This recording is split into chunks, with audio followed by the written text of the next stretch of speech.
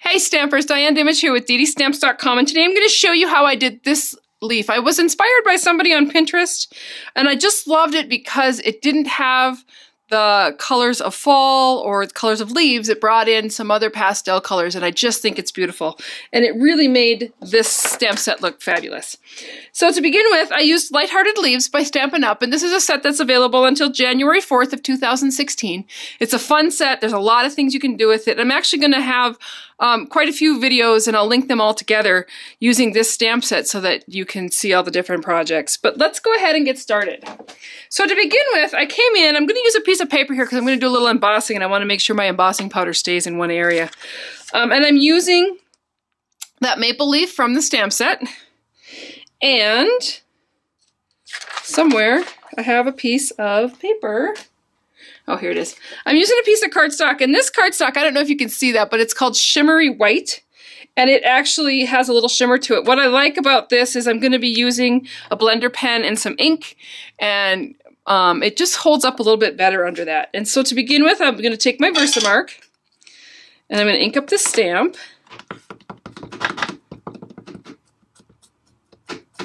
And then go ahead and stamp that onto my cardstock. And you won't be able to see anything because Versamark is a clear ink, but it's a clear sticky ink.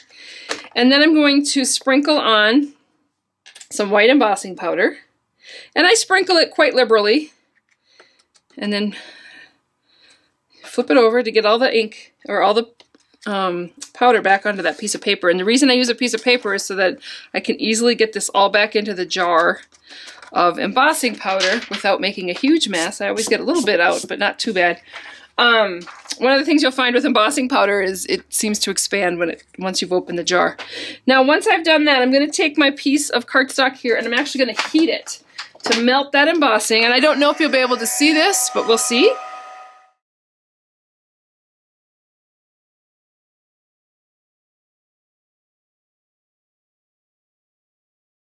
So it's probably hard to see because it's white on white, but if I flip it, you can see it shiny. What the embossing does is it just leaves a raised edge on your cardstock. So then I'm coming in with some colors, and I've got So Saffron, Pool Party, lots of the soft subtles, Pear Pizzazz, and Marina Mist. And I'm just going to go ahead and use a blender pen with this and go ahead and color in with those ink colors. And so I'll start with the blue here, the Marina Mist. And I'm just going to go ahead and just add color. And actually it'll stay right into those embossed areas. Kind of acts as a barrier to keep the ink exactly where I want it. And it doesn't have to be colored perfect. It kind of gives it a little watercolor look. As you can see, a little bit of Marina Mist goes a long way.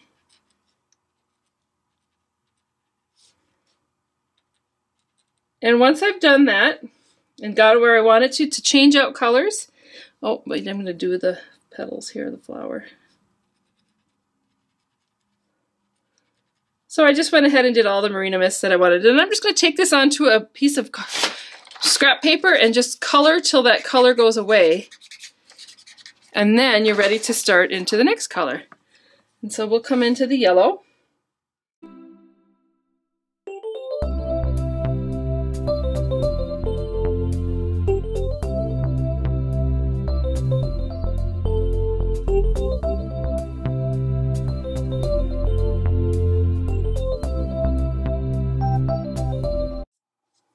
There you have it. Just a really fun, quick way to color that design.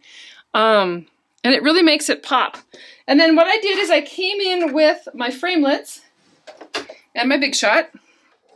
I'm going to use my magnetic platform, my plastic platform, my image, and then I'm going ahead and I'm going to use the leaflet framelits in the big catalog.